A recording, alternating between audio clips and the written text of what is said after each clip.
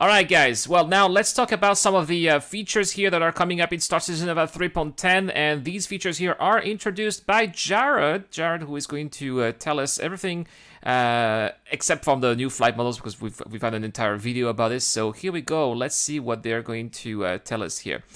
The way that ships fly and fight their way through space and atmosphere alike is at the heart of the Star Citizen and Squadron 42 experiences. And as John said, these changes for Alpha 3.10 are the next step in that continuing evolution for both. If you'd like to learn more about what's happening, you can check out the comlink that's currently available now on the robertsspaceindustries.com website, as well as keep an eye out for when wider PC Man, that coffee is is good. available for all, so that you can get in and try it yourself. With that, we'd like to bring this quarterly season of ISC to a close. Oh no, it's the last one, really? Well, let's see. Oh yeah, well it's the last Friday. It's the last Friday of June, so we're gonna have a month without Inside Star Citizen. Ah. Before we let you go for the next few weeks, we wanted to try something new and run down some of the features, fixtures, and fixes coming your way in the upcoming Alpha 3.10. Yes. A new segment we're creatively referring to as the Patch Report. The patch report. All right, good. That's what we want. We want to have patch reports. We want to know what's going on, Jared. Thank you for informing us. It's the way it should be. In no particular order, we've got vehicle impounding. Yes, vehicle impoundings. Let's get those pad rammers the punishment they deserve. Different infractions can have various fines and durations, meaning lighter penalties for blocking pads and a longer duration forfeiture for crimes like pad ramming. There you go, players right. Lingering over landing areas without permission should now see a countdown timer warning them of imminent impounding should they not withdraw. So that's if you... I think that this is going to be the punishment you're going to get, the penalty you're going to get if you land without a permission. Yeah, sometimes it happens, you know, you want to get a very quick landing, do your stuff, go away. You don't have time to call the landing, or all the pads are taken. You see what I mean, right? Happens to us from time to time. Delivery mission improvements, where Alpha 3.10 begins the process of a complete... Oh, what are we seeing here? What are deliveries? Oh, yeah. So this is like obviously a personal dust supply re-up, 6,000 alpha UEC plus bonuses. Collect package of altricitoxin from Bountiful Harvest on Daymar. Oh, yeah. And it got to-do list. So processing the raw material from Bountiful. Packaging, take the refined products from the lab. What do we mean? Take the raw material from Bountiful to Daymar. Okay, all right. And then distribution. Okay, so it's like a multi-step delivery. So that's going to take a little bit more time. Plus bonuses. Well, I hope the bonuses are going to be good, because if this takes like 30 minutes to complete everything and you just get 6,000 alpha UEC for 30 minutes, man, right? The overhaul to the way they work, starting with local deliveries, which now have multiple pickup and drop-off locations. Of course, there's also a new drug delivery mission for those who enjoy visiting the darker corners of the Burst. This looks like a shady package indeed. Yeah. Okay. Oh, what do we have here? Paint. Yes. What is the price here? It's a little bit low. 48,000 alpha UEC for a paint job. Are you serious? That is quite expensive. Well, at the same time, let's put things into perspective here, because how much does it cost to get your car repainted? See what I mean? So if you rent an Arrow, I think the price is like around 20,000 alpha UEC-ish. If you rent around, maybe a bit later. So this is like the price of renting like a week of Arrow here, or for 3 days of Arrow. So it's actually quite cheap. It's actually quite cheap compared to how it costs to get your car fully repainted in real versus how much it costs to rent a car. So I'm always trying to find these.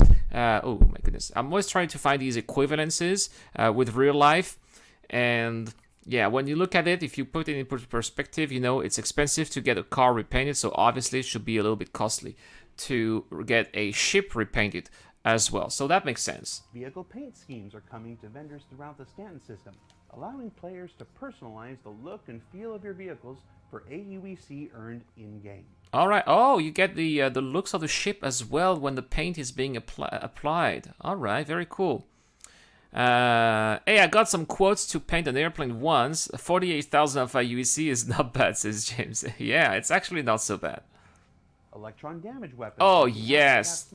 Man, I'm really looking forward to that. It's gonna be really fun to play that in Star Marine at the same time. Sniper rifle and Uberov pistol bring an electric new way Oh, to those take out your NPCs enemies are really, outside of their ships and vehicles. really taking some damage. Body dragging will allow unconscious or deceased characters to be dragged around I like how Jared casually says, "Oh, deceased characters," right? the environment by other players, and I'm certain won't make for some amusing videos from the community. Oh yes, can you imagine making piles of dead bodies at security post, correct? That would be really fun. Or you can drag all of the corpses into your ship. That would be fun too. Can you imagine you bring all the corpses to Port Olisar? The Retaliator skin here, 2,000 FIU, 200,000 FIUC. Yep, that's a lot. Oh, that's what I'm looking the most forward to, guys. I'm really looking forward to these new approaches to planetary landing zones. Restricted Areas V2, where we've finally done away with the last remnants of the ugly red areas and implemented a new spline-based landing system that will help guide pilots to their correct destination and away from places they shouldn't be going. Okay, very cool. New thruster efficiency curves that lower the strength of thrusters in atmosphere depending on the thickness of the air. Okay, well, they've talked about it already. Which then in turn feeds into a complete overhaul of vehicle aerodynamics you just heard about. Course party says Snappy, yep. High-speed combat changes designed to bring your opponents in closer by slowing the slew rate of gimbaled weapons and the lock-on time for missiles at top speeds.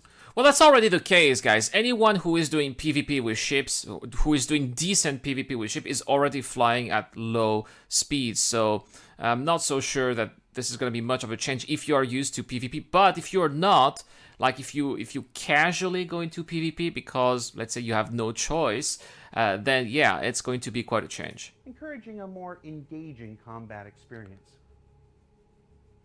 New targeting methodology that should help players better find and keep track of their targets.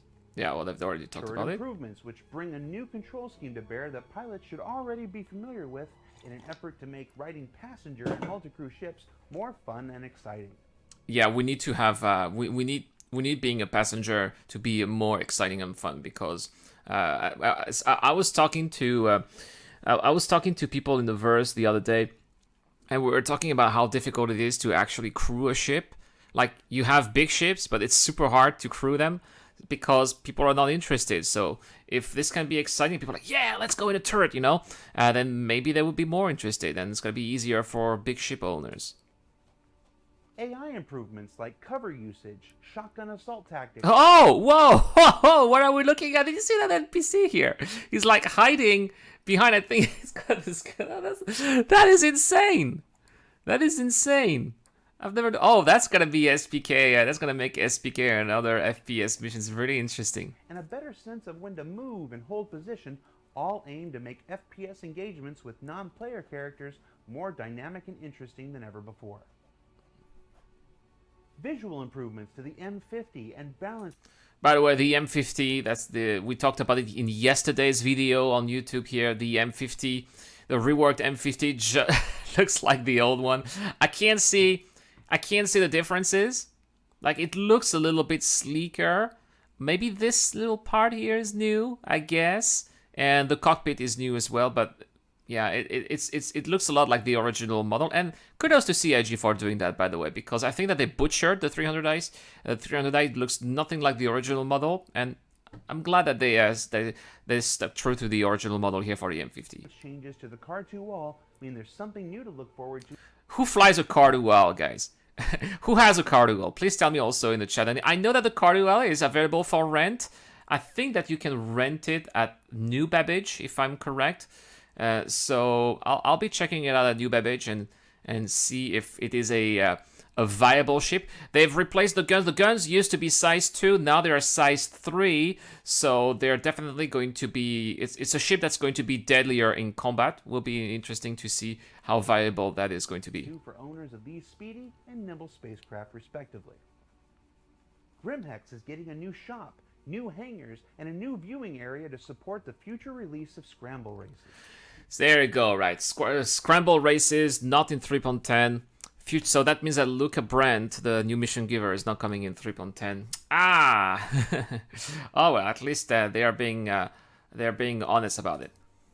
Not to be left out, new Babbage is getting hangars and perhaps a more impressive new shop of their own with the upcoming factory line and its new array of Mobi-Glass variants players can purchase.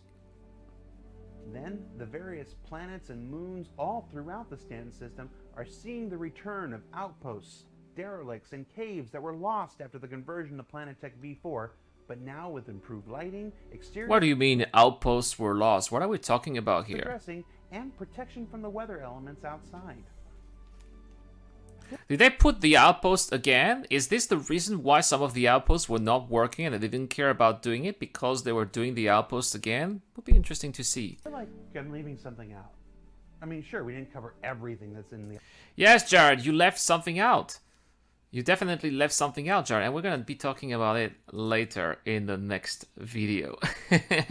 All right, guys. Well, that's all this little this video here is going to be about. The new features of Star Citizen Alpha 3.10. Lots of things to be excited about. But stay tuned to the channel, guys, because next we're going to talk about the latest Evoc patch notes, the F patch, and also we're going to see that Star Citizen Leaks was right about a new straight to drivable vehicle. So stay tuned to the channel. I'll see you guys later for another video.